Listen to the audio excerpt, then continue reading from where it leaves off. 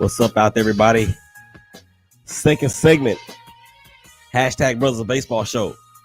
Big Game Christian Sports Network. Your boy Willie Upteen Jr. holding it down, man. Rolling solo on this rainy and stormy afternoon in the DF Dub. To the dopest engineer in the game, Big Dave. What's going on? Baseball fans all over the globe. Hope you guys are ready. I know I am. Baseball is back. Before we move any further, though, in this segment, it is being brought to you by Impulse Alarms. So, you've just closed on your new home. Congratulations. Now, let's make it secure with Impulse Alarms, a licensed affiliate of ADT Alarm Systems with an awesome new home security system that includes doors, windows, outdoor cameras. You can mix and match. Plus, if you are a current homeowner that has a system that needs upgraded, call Antoine Banks at 817-846-5641. Once again, that is 817-846-5641, and let Antoine Banks take care of all of your alarm needs. I don't know why I did that. I think about the Fresh Prince of Bel-Air when Carlton had that that personal trainer. Okay. Thank you guys out there for checking us out on Facebook Live through the network's Facebook page, of course, through the Twitter feed for the Shakeback Media Group, as well as the YouTube page or channel for the Shakeback Media Group. We welcome your comments. We ask that you definitely come on in and make your comments. You can tweet us at the show at Shakeback Media Group, or you can actually put a comment below in the comments line for the network's Facebook page. Okay, just in case you missed it in the first segment, yeah, I said it in the opening of this segment. Baseball is back. CBA has been signed, sealed, and delivered. Spring training is definitely underway.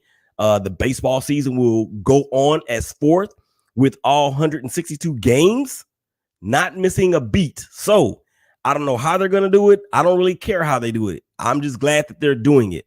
I want to actually talk a little bit more about some of the items in the CBA that were agreed upon, and the joint drug program. I don't know if you guys remember, but in December, I believe it was, right after the last CBA expired, they said that there weren't going to be any more PED or drug enhancement testing.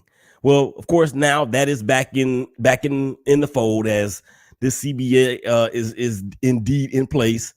Also, they also are giving more money to retired players in their pension. So I love the way that the owners and the players not only took care of themselves, they took care of the players that are coming after them, and they are taking care of the players that have already gone on to retirement past them. And of course, this set of players that agreed to this CBA in this 6-year or 6-season time frame will be probably a lot of them retiring at some point in the very near future at that point, if not at that actual time. All right, so yeah, I'm very excited. I hope you guys are as well. Now the free agency frenzy is going on in the NFL. I promise you, tune into the Shakeback Sports Show, as well as the Ballers Report podcast on the Warzone Sports Network. The Shakeback Sports Show you can hear right here on the network.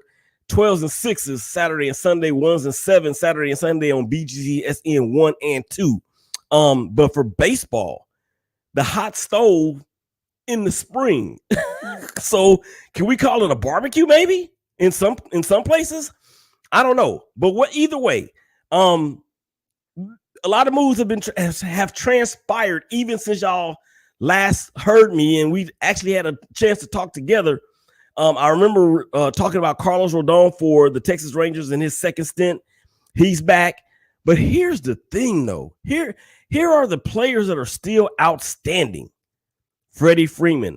Oh, by the way, he was with the Braves last year, and they won the World Series. And the year before that, Freddie Freeman was the National League MVP. Carlos Correa, shortstop. Houston Astros. Is he going to stay in the Astroland? Is he going to Chicago? Is he going to Detroit? He's been linked to a couple of those central cities as well. So we'll see. Chris Bryant went from the Chicago Cubs as a world champion there went to San Francisco, where he actually was a big part of that team in the second half in terms of them winning the National League West. He's being sought after. The Yankees are supposedly in play for him.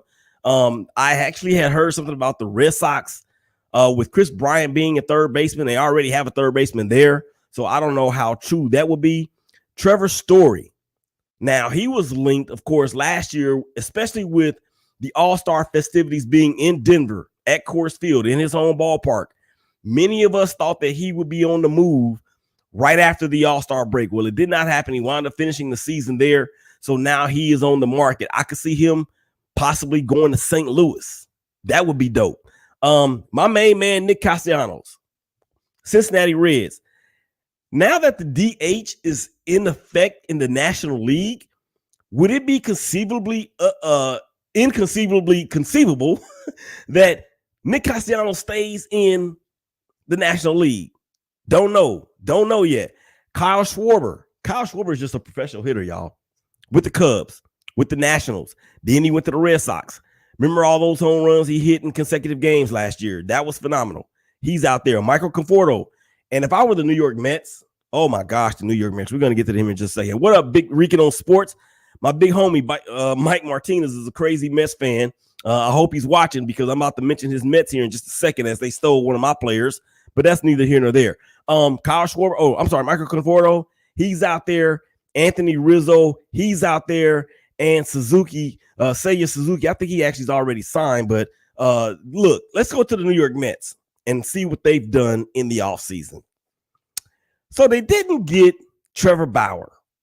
Bauer outage went from the Cincinnati Reds and was going to sign what we thought was going to be with the New York Mets rather. Instead, he goes to LA and plays for the Dodgers. Of course, he gets in trouble. That actually that whole thing with him in the sexual assault has been dismissed. So he's going to be able to play. If a team wants to pick him up, that's going to be a different story. I always say, just because you ain't guilty or you weren't found guilty doesn't mean that you're not guilty. So anyway, so the Mets have Max Scherzer, Jacob deGrom, Chad Bassett, or Chris Bassett rather. Chris Bassett was the ace from the Oakland A's. Remember, Bassett last year got a line drive off the face in Cleveland.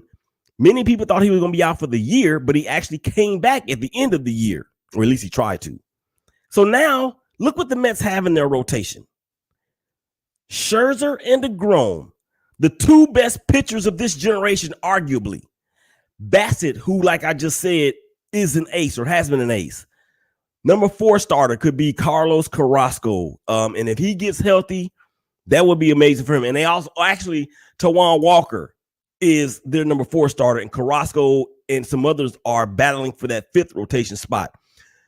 And this is why I said I actually was tweeting with Mike and Jeff. I think his name is Jeff earlier about this, because we're going to be doing a show with Big Mike on his podcast this coming weekend. And I was like, yo, this is the reason why we thought the Mets were going to do what we thought they were going to do last year, which was win the division, until they fell apart in July and August, because they had lined all these things up. It was there for them. So now I think, the balance of power definitely has shifted to the Mets, if you ask me. And what they're able to throw out there is nothing short of remarkable. And then let's talk about the Atlanta Braves, because they got another one of my players from my team. Matt Olson, the third baseman, goes from Oakland to the ATL for 4 prospects. Now, the 4 prospects that the Braves are giving up are said to be like the top 4 prospects, or one. These 4 are amongst the top 50 prospects in any farm system. So Oakland A's are doing Oakland A's things by dumping some salary and then getting the prospects in so they can develop them, bring them up to the show, and then make another run at it. That's been the A's MO throughout the last 1,000 years, I want to say. So with that being said, Freddie Freeman, who we mentioned at the top, is likely not going to be. He's not going to be in Atlanta anymore with Freeman. I'm sorry, with Olsen at first base for the Braves. Freeman is gone. Whether he's going to the Dodgers, the Red Sox, or the Yankees is still left to be said. I don't really see him going to the Yankees. I don't know. It just seems like to me that his personality would not mesh well with Yankee culture, because you know the Yankees, man, they treat their players like they are in basic training. You got to have a clean shave. You got to have a haircut. That's what I heard. I actually heard that that's one of the reasons why Joey Gallo did not want to be there. And I can understand it, because you're not allowed to be yourself. You know, if you want to have a beard, have a beard. If a person doesn't have any hair on their head, they like to grow these long beards. Let them do it. So anyway, but Freddie Freeman, definitely out in Atlanta. Now, will Atlanta be in position to contend and defend their championship? I don't know. We shall see. I mean, we're just really scratching the surface with this whole free agent frenzy thing.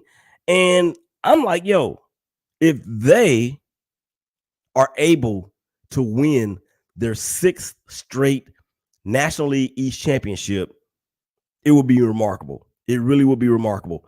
And as the free agency turns, and as the trade talk turns, and as the trade acquisitions continue to occur, the Seattle Mariners, ladies and gentlemen, they played awfully well last year.